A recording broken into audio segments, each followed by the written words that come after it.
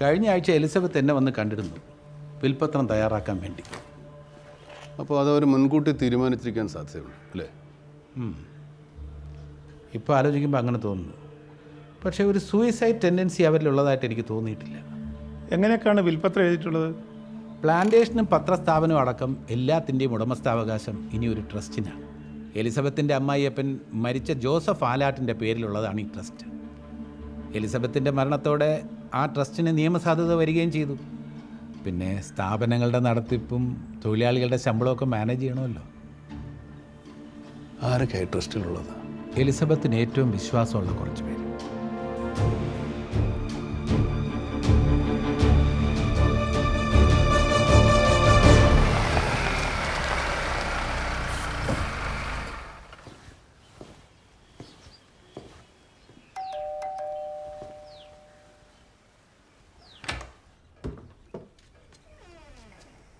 ഷീല ഇപ്പോഴും ഇവിടെ ആണോ? അല്ല, സാറ് വരുമെന്ന് വക്കീൽ സാറ് വിളിച്ച് പറഞ്ഞായിരുന്നു. അപ്പോൾ വന്നതാ. ഈ വീട്ടിപ്പോൾ അടച്ചിട്ടിരിക്കുക.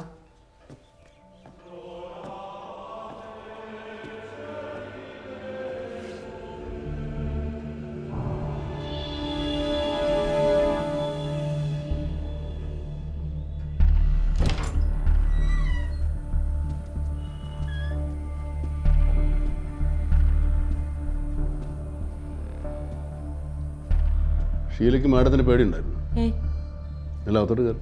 അത് പിന്നെ ജീവിച്ചിരിക്കുമ്പോൾ ഉള്ള പേടിയല്ലല്ലോ സാറ്, മരിച്ചു കഴിയുമ്പോൾ ഉള്ള പേടി. കയറി.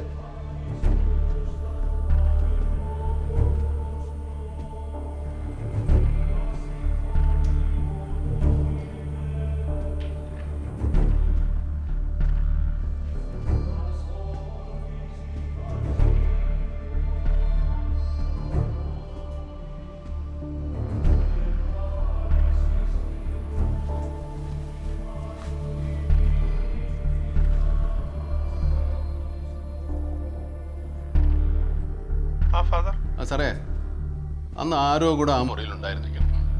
മുൻവശത്തെ ഗേറ്റ് വഴി എല്ലാം അവനകത്ത് വന്നിരിക്കുന്നു. മതിൽ ചാടിയോ അല്ലെങ്കിൽ വേറെ ഏതെങ്കിലും വഴിക്കായിരിക്കും. ബെല്ലടിച്ചപ്പോൾ എലിസബത്ത് വന്ന് വാതിൽ തുറന്നു കൊടുത്തിട്ടുണ്ടാവും. വന്നത് അവർക്ക് പരിചയമുള്ള ആരോ ആണ്. ഇടപ്പുറ വരെ കയറാൻ അധികാരമോ അടുപ്പവുമുള്ള ഒരാൾ. പക്ഷെ അവനെങ്ങനെ ആ വീട് അകത്തുനിന്ന് പൂട്ടി? അവിടെയാണ് അവൻ്റെ യുണീക്ക് ടച്ച്. എലിസബത്ത് മരിച്ചതിന് ശേഷം അവൻ ആ വീട് വിട്ട് പോയിട്ടില്ലെങ്കിലോ എവിടെയെങ്കിലും ഒളിച്ചിരുന്നിട്ടുണ്ട്. പിറ്റേ ദിവസം മരണമറിഞ്ഞ ആളുകൾ വരുന്നവരെ, അതും അവർക്ക് വളരെ പരിചയമുള്ളവരാണ്. ഇവിടെ വന്നതിൻ്റെ ഒരു തെളിവും അവനിവിടെ അവശേഷിപ്പിച്ചിട്ടില്ല. പക്ഷേ നമുക്ക് വേണ്ടി ദൈവം കരുതി വെച്ച എന്തെങ്കിലും ഒന്ന് ഈ വീട്ടിലുണ്ടാവും. ഈ കേസിൽ ഗോഡ്സ് എവിഡൻസ്.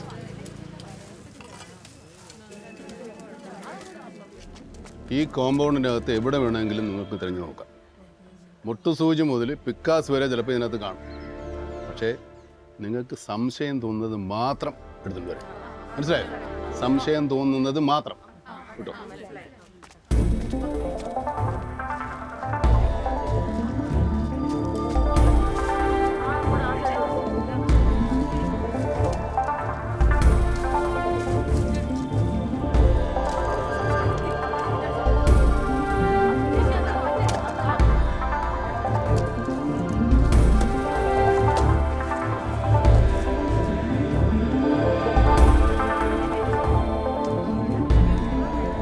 മതി.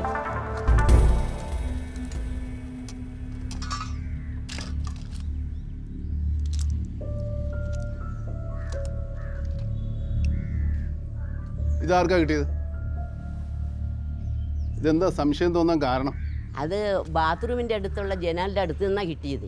അതുകൊണ്ട് ബാത്റൂമിൽ നിന്ന് ആരും ഗുളിക കഴിക്കാറില്ലല്ലോ. ഭയങ്കര ബുദ്ധിയാണല്ലോ. കാണാൻ ലുക്കില്ലെന്നേ ഉള്ളൂ സാറേ.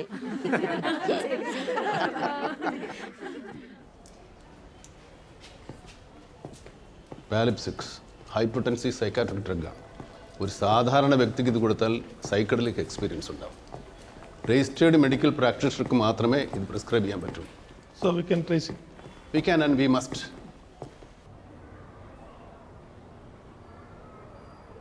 എന്താ ഫാദർ, ദൈവവഴിയിൽ നിന്ന് മാറിയപ്പോൾ സ്ഥിരം കുറ്റാന്വേഷണമായോ? ഇതെന്താ ഈ വഴിയല്ലേ വെച്ചു? ആ പെൺകുട്ടി ഒരു പ്രത്യേക തരക്കാരിയാണ്. എപ്പോഴും എങ്ങനെയാണെന്നൊന്നും പറയാൻ പറ്റുകയല്ല. Handle with care. ആയിക്കോട്ടെ, ഞാൻ വിളിപ്പിക്കാം. വേണ്ട, ഞാൻ കണ്ടോളാം.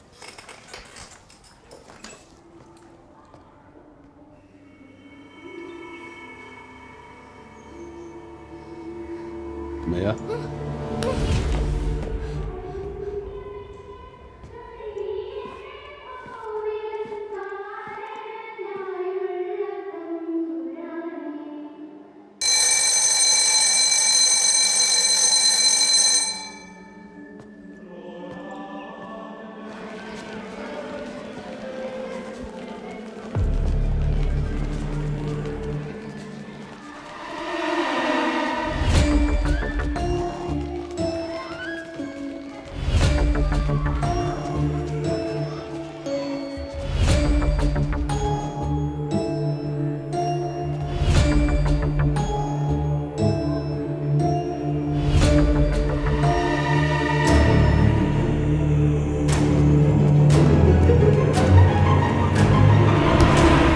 എന്താ അമ്മയ? ആരാ? എന്തിനാ ഈ കുട്ടിയെ ഫോളോ ചെയ്യുന്നത്? ഞാൻ ഫാദർ ബെനഡിക്റ്റ്. എനിക്ക് അമ്മയോട് കുറച്ച് കാര്യങ്ങൾ ചോദിച്ചറിയാനുണ്ട്, തനിച്ച്. ഓ, പ്രിൻസിപ്പലിനോട് ചോദിച്ച് പെർമിഷൻ എടുക്കും. അതൊക്കെ എടുത്തു. ഇപ്പോൾ അമ്മയുടെ പെർമിഷനാണ് വേണ്ടത്. ഫാദറിന് മോളോട് എന്തോ ചോദിക്കാനുണ്ട്, പേടിക്കണ്ട. ശരി.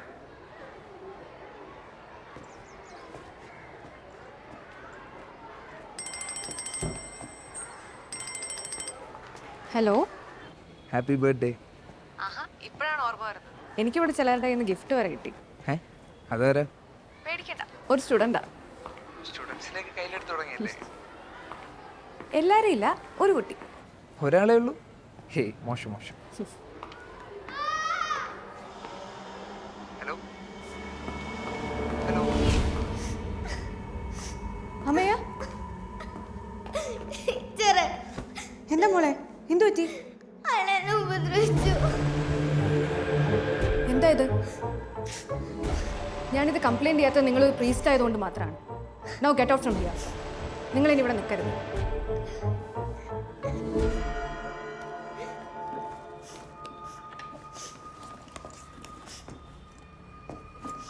അമ്മയെ ഞാൻ ഉപദ്രവിച്ചു അല്ലേ? നടക്കട്ടെ.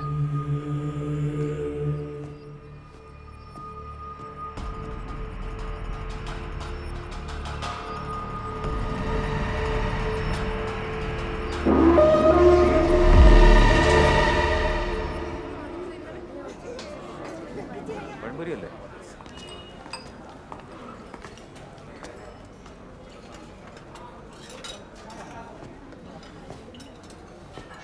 നിങ്ങൾ ഇതുവരെ പോയില്ലേ? ഒരു ചെറിയ കുട്ടിയോട് ക്രൂവൽറ്റി കാണിക്കുന്ന ഒരു പുരോഹിതന് ചേർന്ന പണിയല്ല.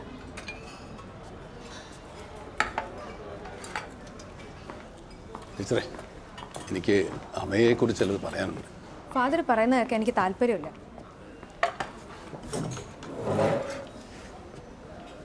താല്പര്യം ഉണ്ടാവും, അധികം വൈകാതെ. Yes my card.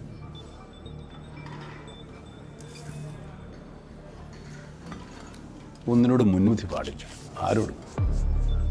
അമ്മയെപ്പറ്റി കൂടുതൽ അറിയുമ്പോൾ ടീച്ചർ എന്നെ തേടി വരും. Because only I can help you. ഇത് ഞാൻ പറയുന്നതല്ല, ദൈവം പറയുന്നത്.